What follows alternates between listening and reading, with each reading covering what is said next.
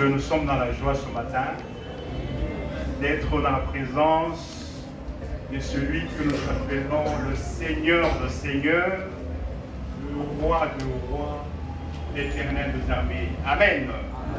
Est-ce que nous pouvons applaudir très fort pour le Roi de Rois?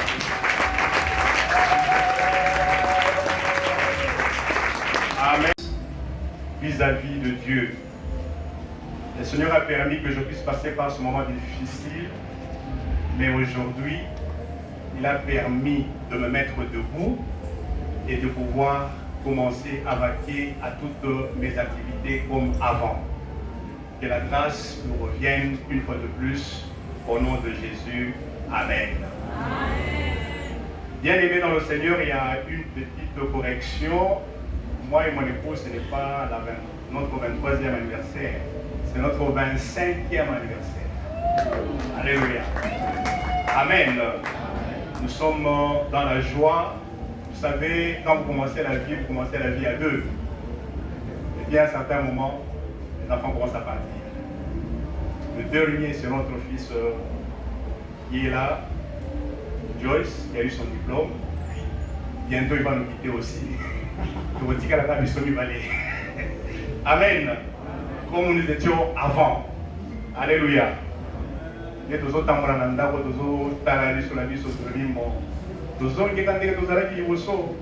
Amen. Bon, ça c'est une parenthèse. Ce matin, nous voulons parler sur le thème que tous vous connaissez. Nous sommes en train de parler sur l'évangélisation. Et aujourd'hui, le thème que nous avons, nous pouvons le mettre au tableau ou à notre écran, précisément. Le tableau si c'était à l'école, mais si c'est à l'écran. L'évangélisation, un ministère pour chaque membre de l'Église. Amen. Alléluia. C'est sur cela que nous allons parler ce matin et je crois que le Seigneur va nous aider pour que nous puissions à mieux asseoir la pensée du Seigneur dans nos cœurs ce matin. De prime abord, je vais commencer par deux notions qui sont très importantes. La première notion qui est liée dans le Seigneur, c'est le témoignage. Qu'est-ce que c'est que les témoignages? La deuxième notion, ça sera l'évangélisation. C'est quoi l'évangélisation? Alors, aujourd'hui, nous allons donner une toute petite définition de ce que nous appelons témoignage. Le témoignage, c'est une histoire personnelle que nous avons à raconter. Une histoire qui me concerne. Ce que Dieu a fait dans ma vie, je le raconte aux tierces personnes. Je le raconte aux amis de ma famille, aux membres de ma famille, à mes collègues. Dieu a fait quelque chose d'extraordinaire dans ma vie. Je témoigne. Amen. Maintenant, l'évangélisation, c'est quoi? C'est notre explication de l'évangile. J'aimerais que vous puissiez le comprendre. Ce sont des petites définitions, mais qui vont à la longue nous aider. Alors, on va faire une petite méthodologie aujourd'hui. Nous allons poser une série de questions et nous allons essayer de répondre ensemble. Première question qu'on va nous donner. Est-ce que le ministère d'évangélisation est-il quelque chose que tous pouvons faire seuls dans notre coin? Voilà la question. La réponse, non. On ne peut pas faire l'évangélisation seul. On ne peut pas le faire. Alléluia. Et de prime abord, nous allons lire dans Éphésiens, chapitre 4. On va lire un peu les qualités d'un chrétien. 1 jusqu'au verset 6. Alors nous allons lire. Je vous exhorte donc, ici c'est l'apôtre Paul qui nous dit, je vous exhorte donc, moi le prisonnier dans le Seigneur, à marcher d'une manière digne de la vocation qui vous a été adressée. Nous les chrétiens, nous devons marcher d'une façon digne, en toute humilité. Le chrétien est caractérisé par l'humilité, par la douceur. En toute humilité, douceur, et le chrétien c'est quelqu'un qui est patient, avec patience. Ok. Vous exhortant, vous supportant les uns les autres avec charité, avec amour. Là, il y a un problème. Beaucoup de chrétiens n'arrivent pas à supporter leurs frères d'une manière ou d'une autre, mais gloire à Dieu, il y a ceux qui supportent les uns et les autres. Mais nous devons nous supporter les uns et les autres avec amour, avec charité. Continuons. Nous devons nous efforcer de conserver l'unité de l'esprit par le lien de la paix. Priorité dans la vie chrétienne, c'est de chercher l'unité de tous. Et c'est là dans la paix. Ok, on peut continuer. Il y a un seul corps. Là, ça devient intéressant. Un seul corps, un seul esprit, comme aussi vous avez été appelés à une seule espérance par votre vocation. Il y a un seul Seigneur, une seule foi, un seul baptême, un seul Dieu et Père de tous, qui est au-dessus de tous et parmi tous et en tous. Amen. C'est formidable, hein? Formidable. Ceux qui lui ont fait les humanités gréco-latines, comment est-ce qu'on peut appeler? Il amène les gens, il fait sortir les gens du monde. Je ne parle pas du monde physique, mais moi je parle du monde système. Parce que Jésus a dit, il a dit ceci, le monde vous haïra. Alléluia. Pourquoi? Nous les chrétiens. Parce que nous ne sommes pas dans ce système-là. Nous sommes dans un autre système. Dans le système où nous sommes, c'est Jésus qui est le roi. Et dans le système où nous sommes, il y a l'amour. L'amour résume tout. Mais par contre, dans le système du monde, c'est le mal. Faites du mal. Détruire, égorger, tuer. Bien-aimés dans le Seigneur. Alors, je le disais, bien-aimés dans le Seigneur, nous avons une grande mission en tant qu'évangélistes. C'est faire sortir les gens du mal pour les amener dans le royaume de Dieu et les amener à la vie éternelle. Amen. Amen. Gloire au Seigneur. Troisième question.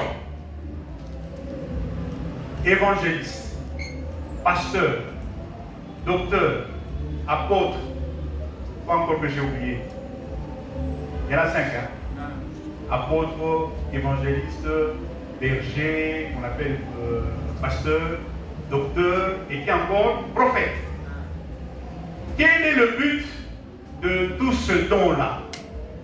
Le but de tout ce don-là, les évangélistes, tout ce que vous voulez. Bien aimé dans le Seigneur, c'est comme je l'avais dit. 1. La promotion de l'unité de foi. Voilà le but de tous ces dons-là. 2. La promotion de la connaissance de Jésus-Christ. Il y a des gens qui sont appropriés. On leur a donné ce don-là. Ce sont les docteurs. Ils peuvent vous enseigner la parole de Dieu. Vous puissiez connaître Dieu avec exactitude. Le développement de chrétiens vers la maturité. Voilà. L'enseignement pour atteindre la stature d'homme parfait en Christ. Voilà les rôles ou le but de tous ces dons-là. Alors, qu'est-ce qu'on peut dire en résumé? Un seul don ne suffit pas dans la logique de Dieu pour construire l'Église. Il faut plusieurs dons. Il faut qu'il y ait des évangélistes, qu'il y ait des pasteurs, qu'il y ait des docteurs, qu'il y ait des prophètes pour construire l'Église. Et puis, on doit se dire aussi une chose aussi, un seul ministère ne suffit pas pour construire l'Église de Dieu. La construction pour l'édification de l'Église dépend de plusieurs dons. Là, nous sommes en train de parler de dons. Alors, je voudrais terminer pour dire ceci. On ne peut pas se proclamer aujourd'hui apôtre. On ne peut pas se proclamer aujourd'hui docteur. On ne peut pas se proclamer aujourd'hui évangéliste. On ne peut pas se proclamer aujourd'hui pasteur. On ne peut pas se proclamer aujourd'hui prophète, ainsi de suite.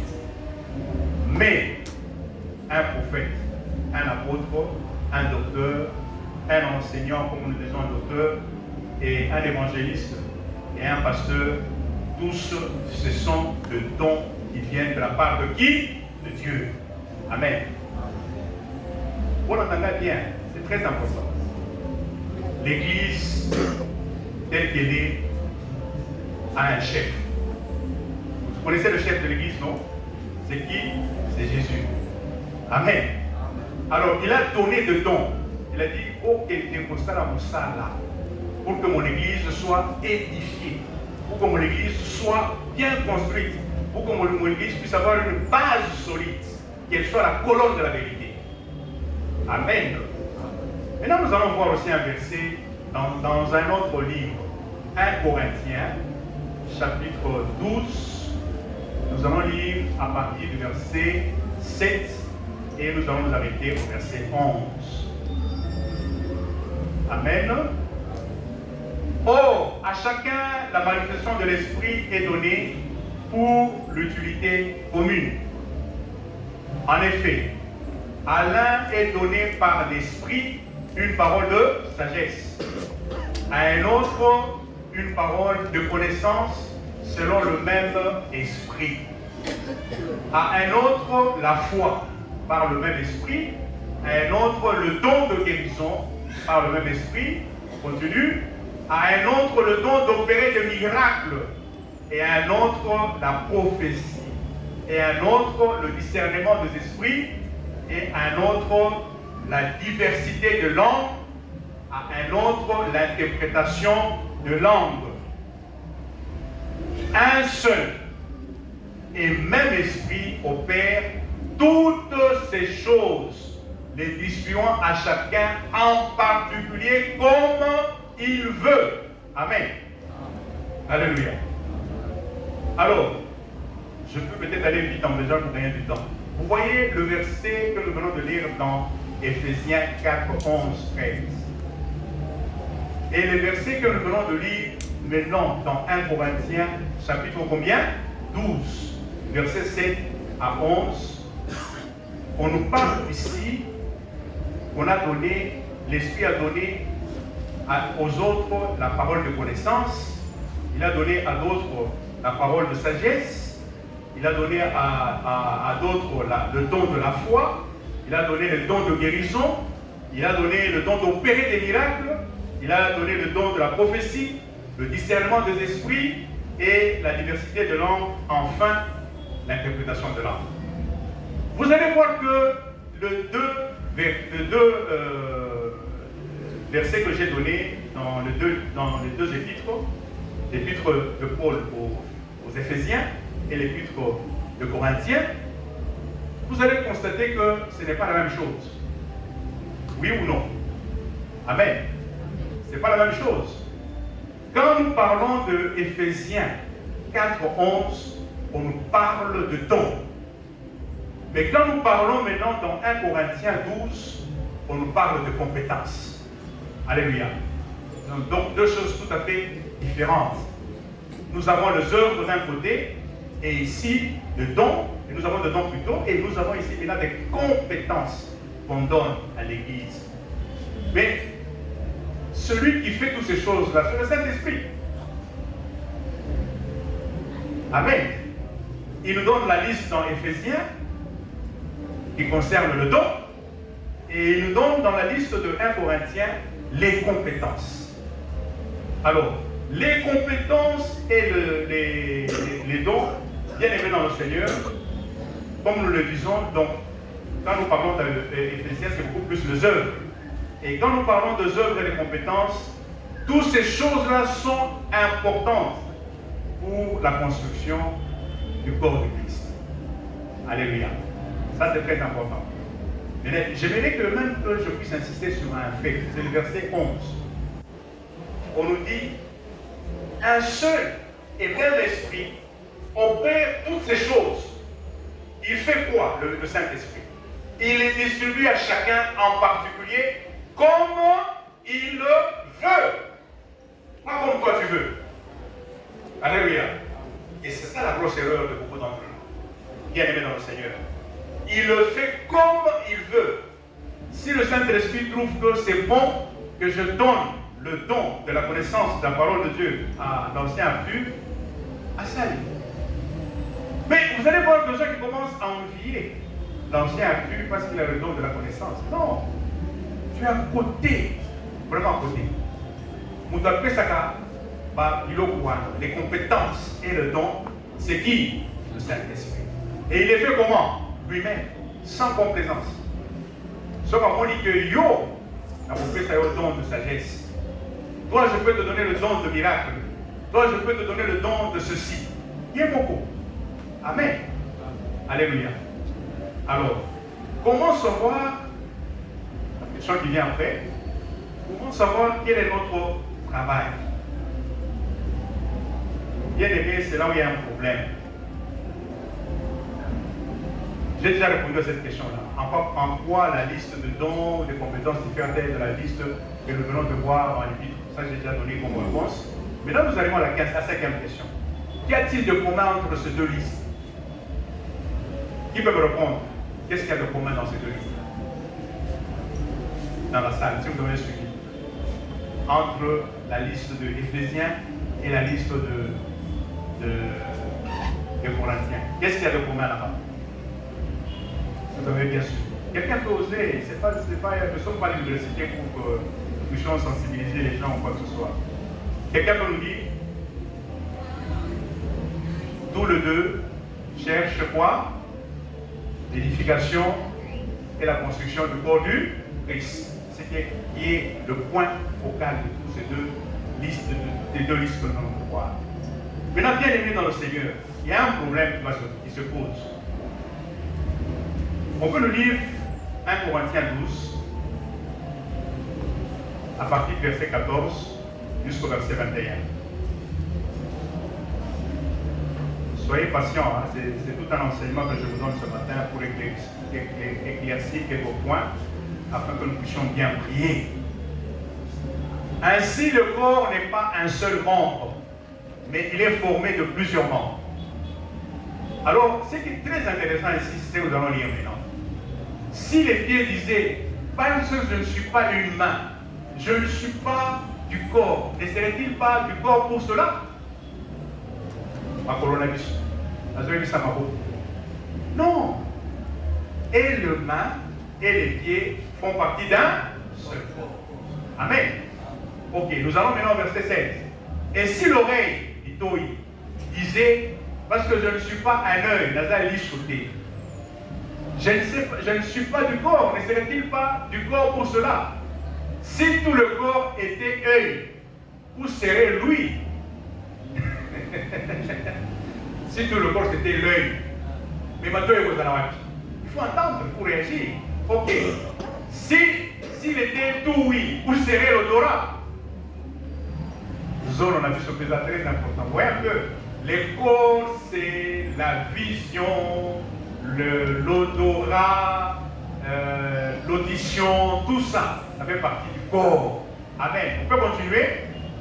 Maintenant, Dieu a placé chacun des membres dans le corps comme il a voulu. Amen. Entre nous, bien-aimés du Seigneur, quand on dit membre du corps de Christ, c'est toi et moi. Dieu nous a placés comme il a voulu. Donc,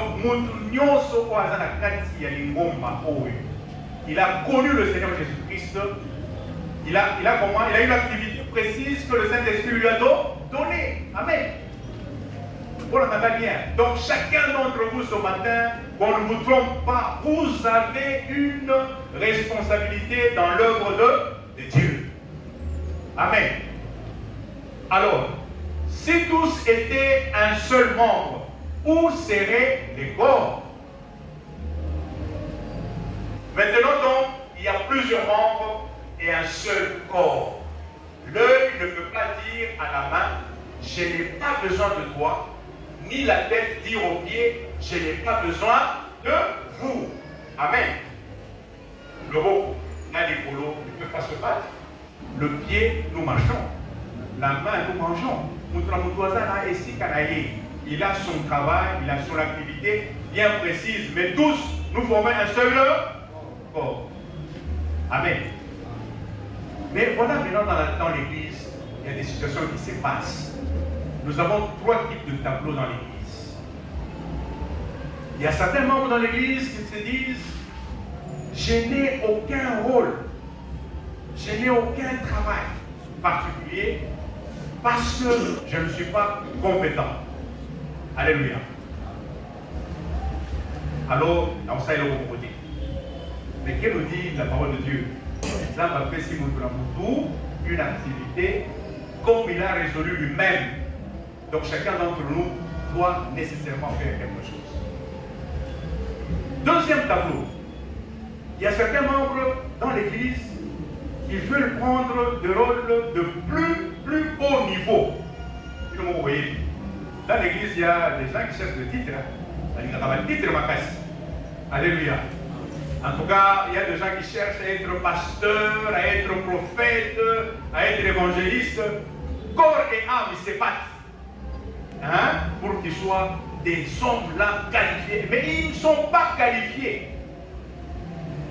Quelqu'un qui se dit, il s'auto-proclame, je suis pasteur. Mais il n'a aucune qualification. Il n'est même pas un pasteur. Alors qu'est-ce qui va se passer? S'il n'arrive pas à atteindre ce qu'il cherche, il se sent vexé. Et tu sais, la réaction de gens qui se sentent vexés, allez, l'église, la Bible, il dit à Pamba, il part, il quitte l'église. Alléluia. À qui bon, moi je suis là, au lieu de me considérer comme un véritable serviteur de Dieu,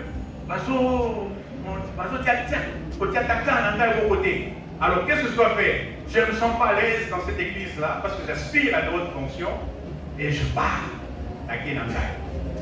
C'est une habitude qui arrive. Amen. Maintenant, le troisième tableau, ce sont les membres qui occupent, ils sont déjà des responsables, des hommes de Dieu dans l'église, mais ils étouffent les autres ministères de l'Onamamboa. Donc ils sont là. Pour eux, les autres ne doivent pas s'épanouir. Il faut qu'on les étouffe. On ne doit pas valoriser leur ministère. Mes chers amis, c'est dangereux. Alléluia. Sans vous rendre compte, vous êtes en train de vous battre avec le Seigneur. Alléluia. Parce que celui qui qualifie les gens est celui qui donne de nom à l'église. Amen. Septième question maintenant. On peut aller. Quelle est la solution à ces différentes situations que je viens de vous donner? Moi, je crois sincèrement que nous devons nous focaliser sur nos dons. Ça va faire sur dons. Prenez le don que Dieu t'a donné. Fais le travail comme Dieu t'a donné. Sans impôt. Et tu le feras bien, sans problème. Parce que tu n'as pas envié à être la main. Tu n'as pas envié à être le pied. Le pied fait son travail. La main fait son travail. Ça va faire sur don. Fais ce que Dieu t'a demandé de faire. Et en deuxième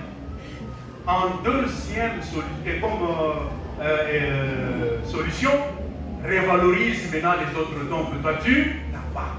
Alléluia.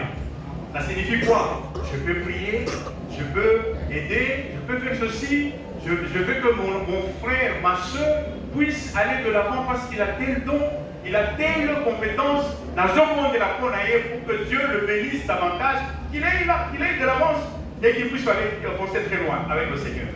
Amen. C'est ce qu'il faut pour éviter ces trois tableaux que je viens de vous donner là dans l'église. Ça existe. Ça existe. Moi, j'ai déjà rencontré des gens comme ça à l'église. Hein. Il vient, il a été dans une autre église, comme une église, là on le reconnaissait comme pasteur, mais il vient dans l'église où nous étions, c'est pas ici, quand j'étais à Lupachi. Évidemment. Là, il va à l'église, on dit, mon cher, au flan à la quitte. Alléluia. Tu commences le ministère comme tout. Alors le frère dit, là où j'étais un serviteur de Dieu, je prêchais, je faisais ceci. Le pasteur dit, oh Fanda, nous pouvons maintenant te permettre de faire ce que tu veux. Il a dit non, là vous êtes en train de créer des problèmes, je pars. Comme je vous ai dit, hein, ils se sont vexés, je pars, vous restez à votre église. Amen. Ils ont maintenant dans 1 Corinthiens 12, je crois qu'on est presque à la fin, je vais terminer bientôt. 1 Corinthiens 12, verset 37 jusqu'au verset 31. et verset 27 du psaume jusqu'à 31. Je m'excuse. Alors, vous êtes le corps de Christ et vous êtes ses membres, chacun pour sa part. D'accord? Et Dieu a établi dans l'Église, premièrement, des apôtres, secondement, les prophètes, troisièmement, les docteurs, ensuite ceux qui ont le don de miracle, ceux qui ont le don de guérir, de secourir, de gouverner, de parler diverses langues. Tous, on pose la question, tous sont-ils apôtres? Non. Tous sont-ils prophètes? Non. Tous sont-ils docteurs? Non. Tous ont-ils le don de miracle? Non. Tous ont-ils le don de guérison? Non. Tous parlent-ils en langue? Tous interprètent-ils Non, bien-aimés dans le Seigneur. Chacun a eu de la part du Seigneur un don. Et ça ne veut pas dire que, quand on dit premièrement les apôtres, ça veut dire que les apôtres sont plus élevés en ministère que les docteurs, non, non. Dans l'histoire même de la Bible, on voit que ce sont les apôtres qui ont commencé avec Jésus. Après les apôtres, les autres ministères ont commencé à naître. C'est comme ça qu'on peut comprendre ce verset-là. Alors, tous ceux qui occupent de fonctions, par exemple, au hasard, la fonction d'Igolo, il ne peut pas vouloir faire le travail de l'œil. Le pied se contente de son travail de pied, l'œil se contente de son travail de l'œil. Ok, d'accord. Maintenant, revenons à un verset très important. C'est là où, au moment que je verrai que nous puissions comprendre. Tout le monde n'est pas appelé à être évangéliste. Éphésiens chapitre 4, verset 11. Nous comprenons que Dieu a donné des dons. Il y a des évangélistes. Dieu a donné des dons. Il y a des pasteurs, ainsi de suite. Et puis il a donné des apôtres, des prophètes, et en fin de compte des docteurs et des pasteurs. Mais là, je vais vous poser une question, mon frère. Quand on dit Dieu a donné des évangélistes, ça veut dire que le cours à nous a fait, c'est que les évangélistes, nous ne pouvons pas évangéliser. Non. Non. Dans l'évangélisation, il y a plusieurs choses. Il y a tout un département d'évangélisation. On fait l'évangélisation mixée, ciblée sur les enfants, l'évangélisation ciblée sur les cas de maladies, les gens qui vont dans les hôpitaux, il faut que l'évangélisation dans les hôpitaux, chez les tout petits enfants, chez les enfants délinquants, ainsi de suite. Donc il y a beaucoup de choses dans le département d'évangélisation. Mais, comme je l'ai dit au départ, le témoignage tu racontes ta vie. Amen. Ce que tu as fait dans ta vie, tu as évangélisé, n'est-ce pas? N'est-ce pas? Tu as raconté. C'est que, est-ce que qui peut bien raconter l'histoire de ta vie? Ce n'est pas toi-même. Bien, c'est quelqu'un d'autre. L'homme qui connaît bien son histoire personnelle, c'est qui? C'est moi-même. N'est-ce pas? Bon. Je le disais la fois passée quand nous étions avec nos amis des hommes pentecôtistes. Vous savez, dans l'histoire, quand vous lisez dans Marc chapitre 5, il y a un fou, un démoniaque, qui ne vivait que dans le cimetière. Cet homme-là était mu, il était possédé par ce qu'on appelle une légion de démons. Dans d'autres Bibles, on parle d'une armée de démons.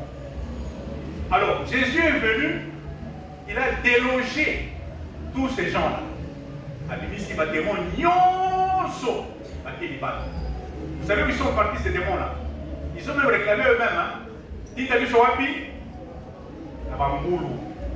et ils sont allés dans les Ngoulous. Les Ngoulous sont allés se noyer dans l'eau. Amen.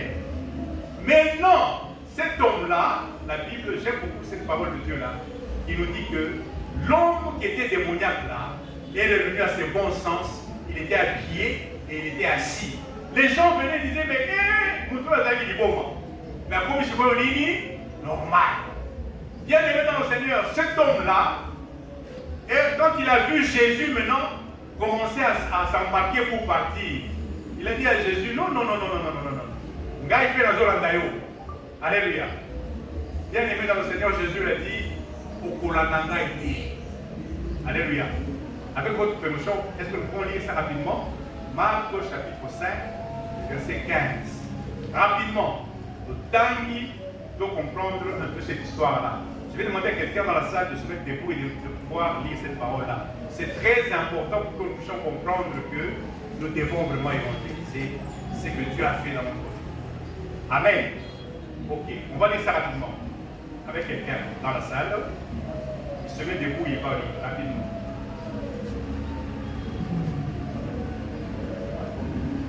Marc chapitre 5, verset 15. Marc chapitre 5. Marc chapitre 5, verset 15. Ils vinrent auprès de Jésus et ils virent le démoniaque, celui qui avait eu la légion, assis, vêtu et dans son bon sens. Et ils furent saisis de frayeur. Vas-y, continue. Ceux qui avaient vu ce qui s'était passé leur racontèrent ce qui était arrivé au démoniaque et au pourceau. Alors ils se mirent à supplier Jésus de quitter leur territoire. Comme il montait dans la barque, celui-ci avait été démoniaque, lui demanda la permission de rester avec lui. Jésus ne lui permit pas, mais il lui dit, va dans ta maison vers le sien et raconte-leur tout ce que le Seigneur t'a fait et comment il a eu pitié de toi. Amen. Puis il s'est dit, je suis délivré. Là, c'est la ligne, là, de Jésus. Alléluia. Je crois que c'est l'unique passage de la Bible où Jésus a boui. Alléluia. Alobi, Okolananga était Zonga et Painayo. Rentre dans ta famille, dans ta maison. Va faire quoi? Va raconter ce qui t'est arrivé. J'ai eu pitié de toi. Alléluia. C'est ça le rôle d'un évangéliste. Au mori, quelqu'un qui était dans le mal, maintenant, on l'a libéré, il est devenu un homme normal. Jésus lui dit, va témoigner de ton histoire, là, raconte ça. Bien aimé dans le Seigneur, c'est toi qui peux raconter la vie de ce que Jésus a fait dans ta vie. Et je pense que tu seras le meilleur évangéliste de pouvoir annoncer la parole de Dieu auprès de siens, auprès de gens qui sont dans ta maison, dans ta famille, dans ton lieu de service, dans ton entourage. C'est ce que cet homme a fait. Il est rentré, hein. On nous dit qu'il est allé dans la cité de 10 villes. Dans d'autres livres, on parle de la Décapole. Il est allé maintenant, il a commencé à faire ce travail-là d'évangéliste, annoncer la parole de Dieu. En fait, c'est un ministère que chacun d'entre nous peut faire. Chacun d'entre nous peut évangéliser et il peut seulement parler de son témoignage. Amen. Il parle de ce que Dieu a fait. Dans cet exemple précis, Azali Moutou, qui n'était pas normal, c'était quelqu'un qui vivait dans le cimetière, Dieu l'a délivré. Zamba lui dit non, non, qui est d'abord auprès de ceux qui sont tes frères. La Kisabambo, pour la Salaki, comment j'ai eu pitié de toi et comment je t'ai libéré. Amen. Voilà le ministère d'un évangéliste. Chaque membre de l'Église, nous devons rentrer vers le sien, vers nos proches, vers nos amis, vers nos frères, ainsi de suite. Moi, personnellement, j'ai déjà fait beaucoup de choses, mais je ne suis pas encore fatigué. Dans le milieu professionnel, j'ai l'occasion de parler. Un médecin reçoit régulièrement des malades, presque chaque jour. Et vous savez là-dessus. Alors, il arrive des fois où quelqu'un vient, il est abattu, complètement abattu. Qu'est-ce que nous allons faire? Bien aimé dans le Seigneur, en tant que serviteur de Dieu, on dit non. Le Saint-Esprit nous dit à l'Esprit du discernement pour dire, ah non, un problème. Pendant d'abord pour le balayer, tu lui parles de Jésus. Il est étonné, il dit, ah, quand le docteur commence à lui parler des choses de Jésus, tu lui parles d'abord de Jésus, la personne se sent à l'aise. Et maintenant, tu commences à lui parler de la science, de la médecine. Mais c'est ici. Donc, il y a les symboliques. Il peut même venir. Un jour, je suis allé voir un monsieur qui avait un problème des enfers. Alors, alléluia. Il y a un dans le Seigneur, il est venu, j'ai parlé avec lui. Je l'ai invité. Des choses curieuses, il est arrivé à l'église avant moi. Afin de quelque part, le pasteur nous l'a vu, qu'est-ce que tu cherches? Oh, je cherche le Congo. Il m'a invité. Il était invité lui, mais il n'est pas encore la médaille.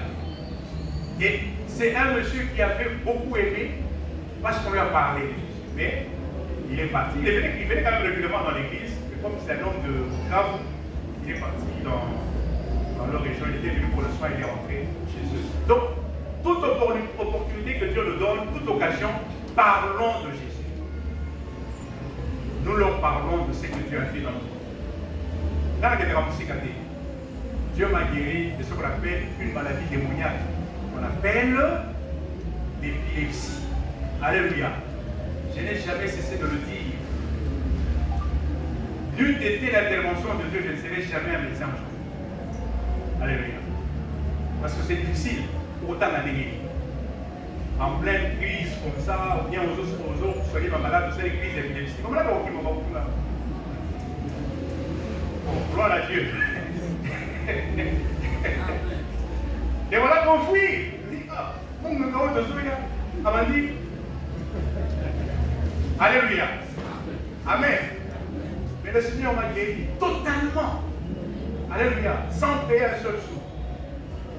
Je t'ai guéri complètement et aujourd'hui je sers Dieu. Amen. Je t'encourage, toi qui es aussi épileptique.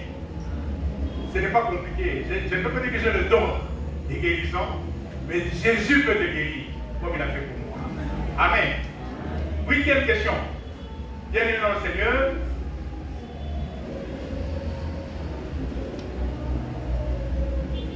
Qui a le plus de talent, le meilleur don pour raconter votre histoire? C'est toi-même, non? Yomoko. Tu racontes seulement, ne te complique pas la vie. Soit quand on a la vie, Panda. Le reste, Jésus va s'en occuper, hein, totalement. Et puis il y a une chose que nous devons comprendre, nous les chrétiens aujourd'hui, quand nous sommes en train de faire l'évangélisation, ne pensons pas que tous les âmes que nous gagnons doivent venir dans cette église. Ah, c'est une grosse erreur. Ils peuvent venir, elles peuvent venir plus tôt, tout comme elles ne peuvent pas venir, en plus qu'elles déplacent nos sources. L'essentiel est que c'est le Saint-Esprit qui l'a gagné. Amen. Ok. La 9e question, pour que nous puissions terminer, il y en a que 10. Hein. Attends, je crois que... Voilà. Bien aimé dans le Seigneur, avec tout ce que nous allons partager. Dieu a donné à chacun une activité par le canal du Saint-Esprit. N'est-ce pas? Il y a un problème qui se pose dans l'église, le Seigneur, s'il vous plaît. Ça m'appelle sur responsabilité. Voilà ce que le diable fait maintenant. Le diable t'amène dans une situation où tu ne sais pas revaloriser ce que Dieu t'a donné. Amen. Je donne un exemple précis. Nous disons que Dieu a donné des prophètes, il a donné des pasteurs, avec un seul but, c'est construire la maison de Dieu. Dans cette église, il y a un programme. Le programme de l'église. Oh, bien aimé dans le Seigneur, il y a un problème. Le programme de l'église ici, c'est pour nous amener tous à être édifiés. Mais où est-ce que tu es le mardi? Alléluia. Et pourtant, tu es un don de l'église, n'est-ce pas?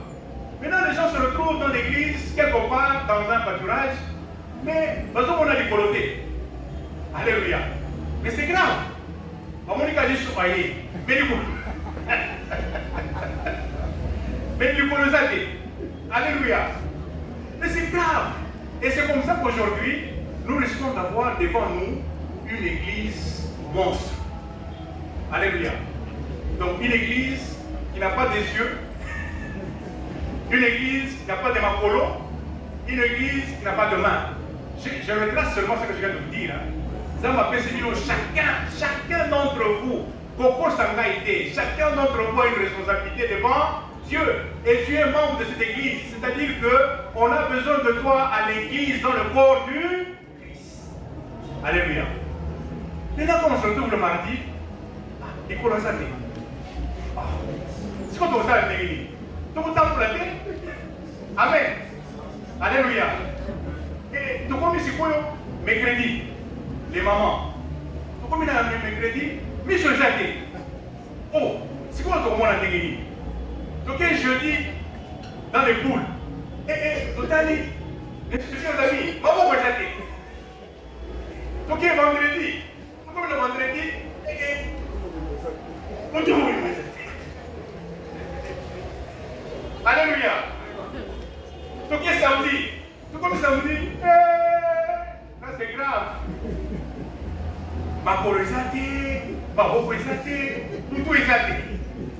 Amen. Alléluia. Dimanche, depuis que mon mouquet, parce que ma colo, ma boko, bazali. Alléluia.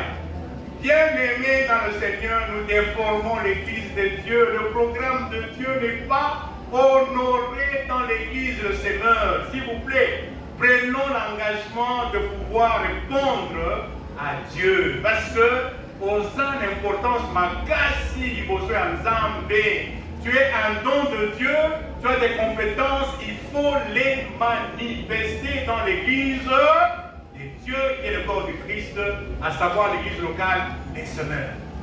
Amen. Alléluia. 9. Non, 9. Suis dans la bonne direction.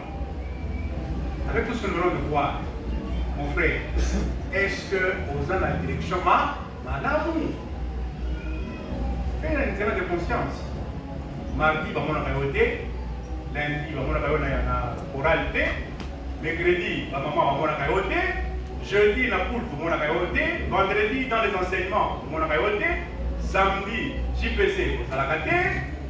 Les. Comment on l'appelle encore? Explorateurs. Vous allez. Chorale, vous allez côté. École de dimanche, pas moniteur, vous allez. Finalement, dans l'église, il y a Nenge Nini. Une église où il n'y a pas de pieds. Alléluia. Une église où on n'a pas des yeux. Non, ça ne va pas. Alors, c'est pourquoi cette déclaration-là? Suis-je dans la bonne direction? Et en fin de compte, nous allons terminer par la toute dernière question. On peut le mettre. Voulez-vous vous engager aujourd'hui à vous focaliser sur vos dons pour annoncer le royaume des dieux? Amen. C'est une question qui est posée à chacun d'entre nous. Je ne vous demande pas de me répondre, mais c'est un engagement. Nous devons évangéliser la parole de Dieu. C'est une préoccupation. Je peux vous poser une question simple. Cette année, tu as parlé de Jésus à combien d'âmes? Tu as gagné une âme. Gloire à Dieu. Tu en as gagné 2. Gloire à Dieu. Mais si tu n'en as pas encore gagné même une seule âme, s'il te plaît, la question est là. C'est ton histoire personnelle. Des matières naïo. L'évangile. L'évangélisation. C'est le côté, c'est l'évangile. Zambazalaki, Polo, Akitina, c'est. Amen. Et la Akitina, c'est. Asalini. Avant de vivre le la batu nyonso. Au lien avec la batu nyonso, au vivre le la batu nyonso. Et puis après, à qui on coupe la ligne, la course est allé mourir dans la croix. Et quand il est descendu de la croix, il a fait ce qu'on a fait pour chacun d'entre nous, donc mourir pour nos péchés. Et puis il est ressuscité pour qu'aujourd'hui nous soyons des enfants de Dieu. C'est ça l'évangile, non? L'amour, c'est quand tu racontes ça. Mais tu amènes les âmes qui ne connaissaient pas Dieu à connaître Dieu. Amen. Que Dieu bénisse sa parole. Amen.